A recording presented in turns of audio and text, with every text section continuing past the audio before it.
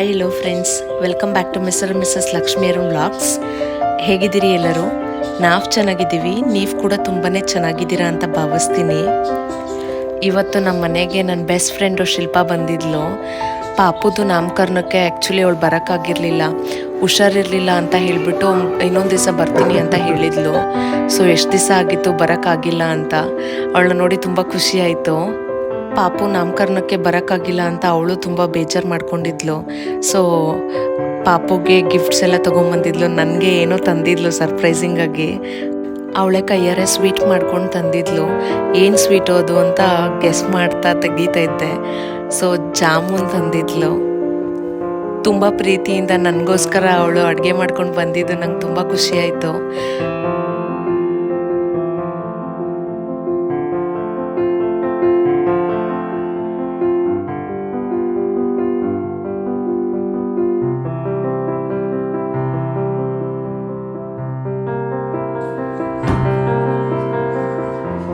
Testing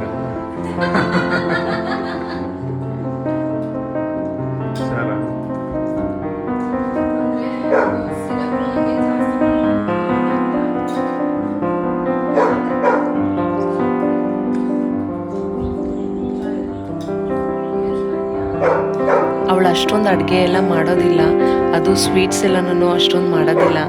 ನನಗೋಸ್ಕರ ಅಂತ ಮಾಡ್ಕೊಂಡು ಬಂದ್ಲಲ್ಲ, ಅದು ಜಾಮೂನು. ನನಗಂತೂ ಫುಲ್ ಖುಷಿ ಆಯಿತು. ಚೆನ್ನಾಗಿ ಮಾಡ್ಕೊಂಡು ಬಂದಿದ್ಲು. ಆ್ಯಕ್ಚುಲಿ ಅವಳಿಗೆ ನಾನ್ ವೆಜ್ ಅಂದರೆ ಅಷ್ಟೊಂದು ಇಷ್ಟ ಇಲ್ಲ. ಅವಳು ಬಂದಿದ್ದ ದಿನ ನಾವು ಮನೇಲಿ ನಾನ್ ವೆಜ್ ಮಾಡಿದ್ವಿ. ಇದಕ್ಕಿದ್ದ ಬೇಳೆ ಹಾಕಿ ಮಟನ್ ಸಾಂಬಾರು, ಚಿಕನ್ ಫ್ರೈ ಮತ್ತು ಬ್ಲಡ್ ಫ್ರೈ ಎಲ್ಲ ಮಾಡಿದ್ದೆ.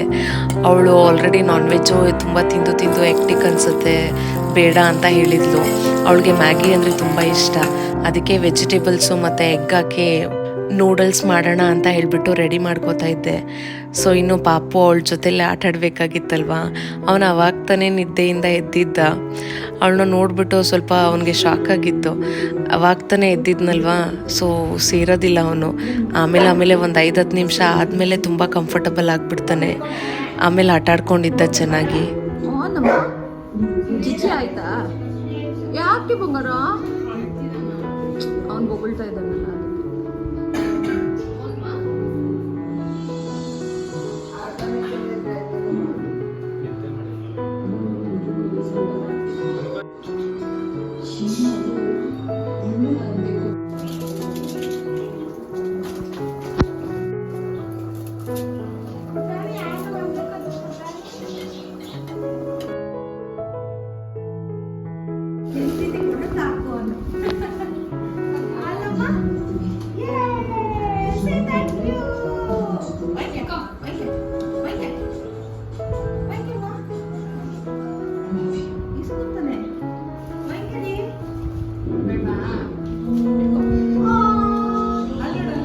ಹುಷಾರು ಬೀಳಿಸ್ತಾನೆ.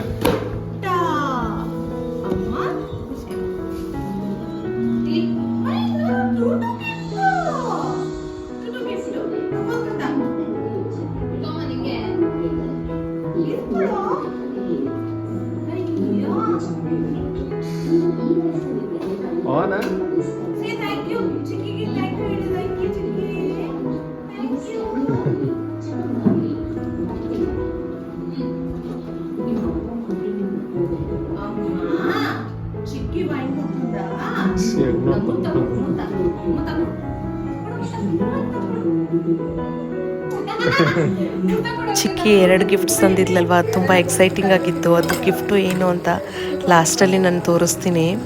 ಸೊ ಮ್ಯಾಗಿ ನೂಡಲ್ಸ್ ಅಂತೂ ಯಾವತ್ತೂ 2 ಮಿನಿಟ್ಸಲ್ಲಿ ಆಗೋದೇ ಇಲ್ಲ. ಸೊ ಮಾತಾಡ್ತಾ ಒಂದು 15 ನಿಮಿಷ ಆಗೋಯ್ತು.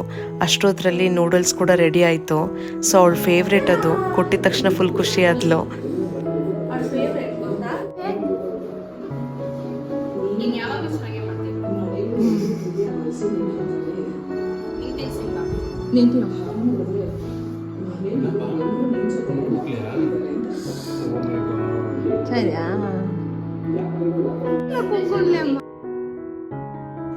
ಸೊ ಇನ್ನು ಮ್ಯಾಗಿ ತಿಂದ್ಬಿಟ್ಟು ಸ್ವಲ್ಪ ಹೊತ್ತು ಆಚೆಗಡೆ ಕೂತ್ಕೊಂಡಿದ್ವಿ.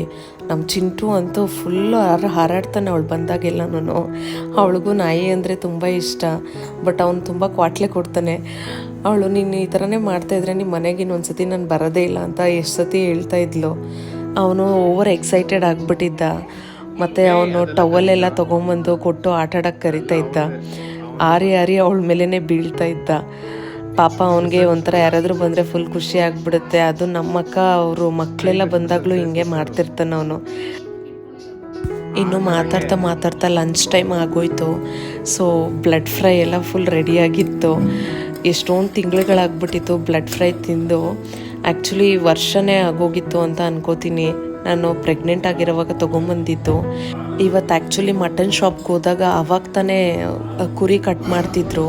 ಸೊ ಬ್ಲಡ್ಡು ಫ್ರೆಶ್ ಆಗಿದೆ ತೊಗೊಂಡೋಗಿ ಅಕ್ಕ ಅಂತ ಹೇಳಿದ್ರು.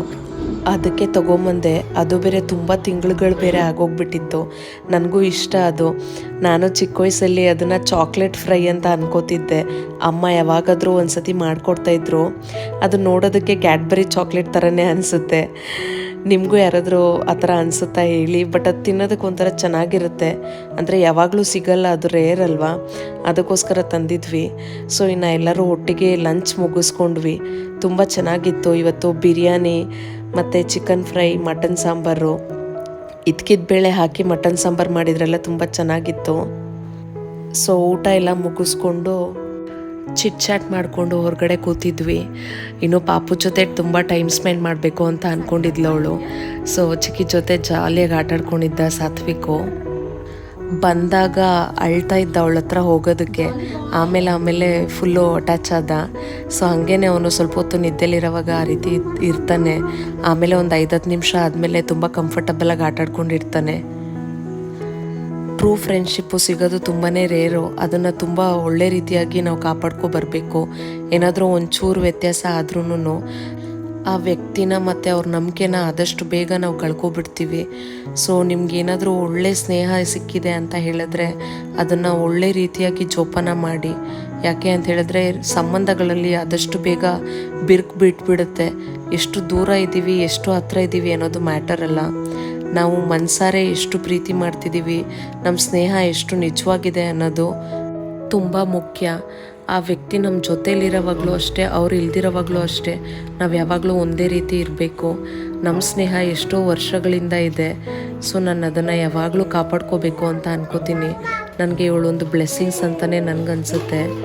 Sweet sister from another mother ಅಂತಾರಲ್ಲ, ಆ ರೀತಿ ನನಗೆ.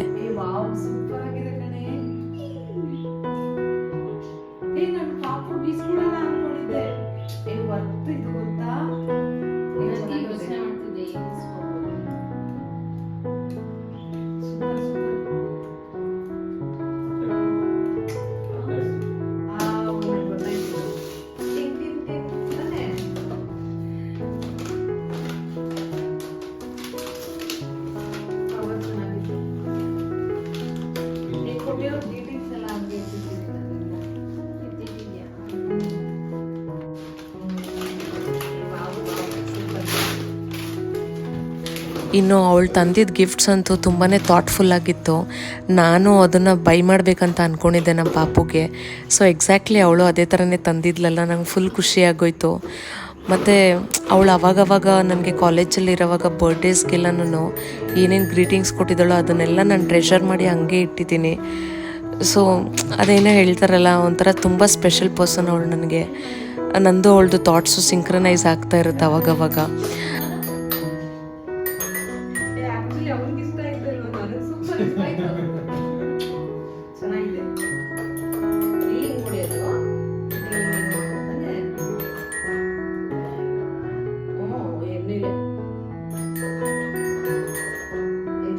ಆ್ಯಕ್ಚುಲಿ ಆ ಗಿಫ್ಟು ಪಾಪುಗೆ ಇಷ್ಟ ಆಯಿತು ಏನೋ ಗೊತ್ತಿಲ್ಲ, ನನಗಂತೂ ತುಂಬಾ ಇಷ್ಟ ಆಗೋಯ್ತು.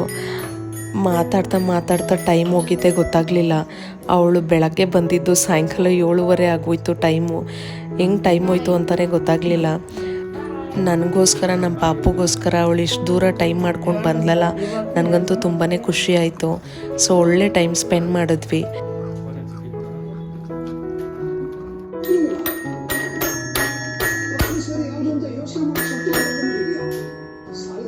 ಅವಳು ಕೊಟ್ಟಿದ್ದ ಗಿಫ್ಟ್ಸು ತುಂಬಾ ಹೆಲ್ಪ್ಫುಲ್ ಆಗಿತ್ತು. ನಮ್ಮ ಪಾಪು ಅಂತೂ ತುಂಬಾ ಎಂಜಾಯ್ ಮಾಡ್ತಾಯಿದ್ದ. ನನಗೆ ಎಸ್ಪೆಷಲಿ ಆ ಕಿಡ್ಸ್ ಲೈಬ್ರರಿ ತುಂಬಾ ಯೂಸ್ಫುಲ್ ಅಂತ ಅನ್ನಿಸ್ತು. ಎಸ್ಪೆಷಲಿ ಚಿಕ್ಕ ಮಕ್ಕಳಿಗೆ ಅದನ್ನೆಲ್ಲ ನೋಟಿಸ್ ಮಾಡೋದಕ್ಕೆ ತುಂಬ ಚೆನ್ನಾಗಿ ಅನಿಸುತ್ತೆ. ನಿಮ್ಮ ಮನೇಲೂ ಯಾರಾದರೂ ಈ ರೀತಿ ಚಿಕ್ಕ ಮಕ್ಕಳಿದ್ದಾರೆ ಅಂತ ಹೇಳಿದ್ರೆ ಎಜುಕೇಷ್ನಲ್ ಪರ್ಪಸ್ಗೆ ಇದನ್ನು ಯೂಸ್ ಮಾಡ್ಬೋದು. ಅಂದರೆ 1 ಇಯರ್ ಒಳಗಡೆ ಇರ್ತಾರಲ್ವ, ಆಗ ಈ ಪಿಕ್ಚರ್ಸ್ನೆಲ್ಲ ನೋಟಿಸ್ ಮಾಡಿ ಮಕ್ಕಳು ಆದಷ್ಟು ಬೇಗ ರೆಕಗ್ನೈಸ್ ಮಾಡ್ತಾರೆ. ಇದರಲ್ಲಿ ಕಲಿಯೋದು ತುಂಬಾ ಇದೆ, ಹೆಲ್ಪ್ಫುಲ್ ಆಗಿರುತ್ತೆ ಮತ್ತು ಯೂಸ್ಫುಲ್ ಆಗಿರುವಂಥ ಈ ರೀತಿ ಗಿಫ್ಟ್ಸ್ನ ನಾವು ಬೇರೆಯವ್ರಿಗೆ ಕೊಡೋದ್ರಿಂದನೂ ಮಕ್ಕಳು ತುಂಬ ಚೆನ್ನಾಗಿ ಕಲಿತಾರೆ.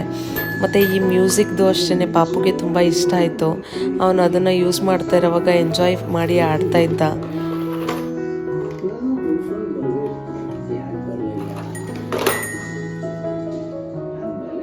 ನೋಡಿದ್ರಲ್ಲ ಫ್ರೆಂಡ್ಸ್, ಇದಾಗಿತ್ತು ಇವತ್ತಿನ ವ್ಲಾಗು. ಈ ವ್ಲಾಗು ನಿಮಗೆ ಇಷ್ಟ ಆಗಿದ್ದರೆ ದಯವಿಟ್ಟು ಒಂದು ಲೈಕ್ ಮಾಡಿ, ಶೇರ್ ಮಾಡಿ ಮತ್ತು ಕಮೆಂಟ್ ಮಾಡಿ. ನಮ್ಮ ಚಾನಲ್ಗೆ ಸಬ್ಸ್ಕ್ರೈಬ್ ಮಾಡಿ. Thank you for watching. Will catch you in next vlog.